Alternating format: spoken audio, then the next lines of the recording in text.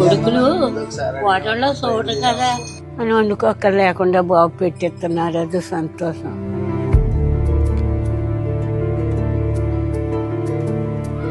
ఎవరు పెట్టుబడి లేక నాకు క్యారేజ్ రాశారండి. రాశారు 2 సంవత్సరాలు పెట్టాం. బాగున్నాయండి. ఊర్లో బుధవారం గుడ్డు చేప, ఆదివారం కోడి మాంసం. పశ్చిమ గోదావరి జిల్లా భీమవరం సమీపంలోని బీరవాసరం గ్రామానికి చెందిన రైతు తులసి రాంబాబు ఇలాంటి వారికి ఇంటికే క్యారియర్ ఉచితంగా పంపిస్తున్నారు.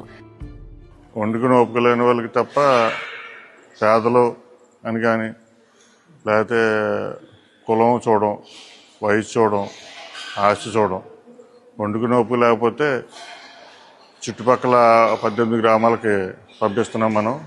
స్టిల్ ఈరోజు 160 క్యారేజీల వరకు వెళ్తున్నాయి. నేను గత 6 సంవత్సరాల నుంచి ఇది 7వ సంవత్సరం మొదలుపెట్టి. ఒక కూర, సాంబారు, 2 కప్పుల రైస్, పచ్చడి, ఇది మెను. ఆదివారం చికెన్, బుధవారం చేప లేదా రొయ్యల పులుసు లేదంటే గుడ్డు ఉంటుంది. ఉదయం 9:30 కల్లా వంట పూర్తి చేసుకుని ఆటోలో తమ సిబ్బంది మధ్యాహ్నం 12:30 గంటల కల్లా క్యారేజీల పంపిణీ పూర్తి చేస్తారు అని రాంబాబు వివరించారు. మన వారానికి 2 రోజులు నాన్ వెజ్ పెడతాం, 5 రోజులు వెజిటేరియన్ పెడతాం. నాన్ వెజ్లో చేప కానీ, చికెన్ కానీ, ఎగ్ కానీ, మన చెరువుల్లో ఉన్న రొయ్యలు కానీ నాన్ వెజ్ పెడతాం. వెజిటేరియన్ వచ్చేటికి వారానికి 2 రోజులు పప్పు కూర ఉంటుంది, వారానికి 3 రోజులు కాయగూరలు ఉంటుంది. ఉదయం 6 గంటలకు స్టార్ట్ అవుతుంది వంట, సాయంత్రం మధ్యాహ్నం 9:30 స్టార్ట్ అవుతుంది ప్యాకింగ్, మధ్యాహ్నం 12:30కి ఇచ్చి రావడం జరుగుతుంది. బీరవాసరం చుట్టుపక్కల ఉన్న 18 గ్రామాల్లోని తమ పిల్లల నిరాదరణకు గురైన వృద్ధులకు, డబ్బుండి కూడా వండుకునే శక్తి లేని వారికి ఉచితంగా ఆహారం అందిస్తాము అని రాంబాబు చెప్పారు. చాలా బాగా బతికానండి. నాకు మా భార్య పోయి 4 సంవత్సరాలు అయిందండి. ఒక కుర్రోడు పరారులో ఉన్నాడండి, ఒక కుర్రోడు దూరంగా ఉంటున్నాడండి. ఇంటికాడ ఎవరు లేరండి. ఇక అతను కదా రాంబాబు ఆయన క్యారేజ్ పంపుతున్నాడు. అదే 2 పూటలు చేసుకుని కాల్చేపం చేసుకుని క్యారేజ్ 7 నెలల నుంచి వస్తుంది. చాలా బాగుంటున్నాను, చాలా బాగుంటుంది. మొత్తం పూర్తిగా చేస్తున్నాను, సరిపోతుంది, 2 పూటలు సరిపోతుంది. ప్లాస్టిక్ వాడకుండా స్టీల్ క్యారేజ్లోనే భోజనం పంపిస్తామని రాంబాబు తెలిపారు. మనం ఒక క్యారేజీలు 2 క్యారేజీలు కొంటాం ఒక మనిషికి. ఒక క్యారేజీ ఖాళీ క్యారేజీ తీసుకుని ఫుల్ క్యారేజ్ ఇస్తాం. అంటే ప్లాస్టిక్ రహితంగా, ప్లాస్టిక్ ఏం వాడకుండా పెట్టాలని ఆలోచన. మనం పెట్టి ఫుడ్ వాళ్ళకి ఎక్స్ట్రా మనకి అలా ఎనర్జీ ఇవ్వాలి తప్ప మనం చేసేది మనకి వాళ్ళకి హెల్త్ పరంగా ప్రాబ్లం రాకూడదని అరుగుదలకు కరెక్ట్గా ఉండి ఫుడ్డే రెడీ చేస్తాం. తన సొంత డబ్బులతోనే ఇలా చేస్తున్నాను అని ఆయన వివరించారు.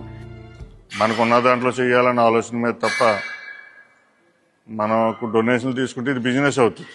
డొనేషన్లు తీసుకుని చేస్తే నేను ఖర్చు పెట్టే దానికంటే డబుల్ వస్తుంది నాకు డొనేషన్లు తీసుకుంటే. అలా ఇస్తానని ఆఫర్లు పెట్టిన వాళ్ళు చాలామంది ఉన్నారు. కానీ ఇప్పుడు కూడా మనం డొనేషన్ జోలికి వెళ్ళలేదు, తీసుకోకుండా చేయాలనే ఆలోచనే. ఎక్స్ట్రా గ్రామాల్లో పెంచే ఆలోచన అయితే లేదు. ఇచ్చేదంటే చుట్టుపక్కల గ్రామాలకి నా చుట్టుపక్కల గ్రామాలకి నేను సర్వీస్ చేయగలను తప్ప ఉన్న దూరాల వరకు మనం చేయలేము. అది ఆ బాధ్యత కూడా మనం నెరవేర్చలేము. మనం అన్యాయం చేసిన వాళ్ళు అవుతాం. మనం చేయాలంటే మన స్తోమత కూడా సరిపోవాలి కాబట్టి మనం ఇంతవరకు చేయగలుగుతున్నాం. అమ్మా నాన్నలను సరిగ్గా చూడకపోతే రాంబాబు నుంచి క్యారియర్ వస్తుంది అని, అప్పుడు సమాజంలో తమకు చెడ్డ పేరొస్తుంది అనే భయంతో ఆయా గ్రామాల్లో చాలా మంది పిల్లలు తమ తల్లిదండ్రులను బాగా చూసుకుంటున్నారు అని రాంబాబు అంటున్నారు. జనరల్గా ఏంటంటే మనం పంపే ఏరియాలో తల్లిదండ్రులు చూడలేని ఎవడో ఉండటం. అంటే క్యారేజీ అంటే భయం పెట్టలేని వాళ్ళకి. కొద్ది పరపతుండి అతను కొంచెం సంఘంలో కొంచెం పలుకుబడి ఉన్న వ్యక్తులు అయితే అలా తల్లిదండ్రులు చూడకపోతే రాంబాబు క్యారేజీ పంపితే ఆ పలుకుబడికి ఇమేజ్కి దెబ్బతింటుందని ఆ భయం మీద ఎక్కువ తల్లిదండ్రులు బాగా చూస్తున్నారు. దీని కాన్సెప్ట్ ఒకటే అండి,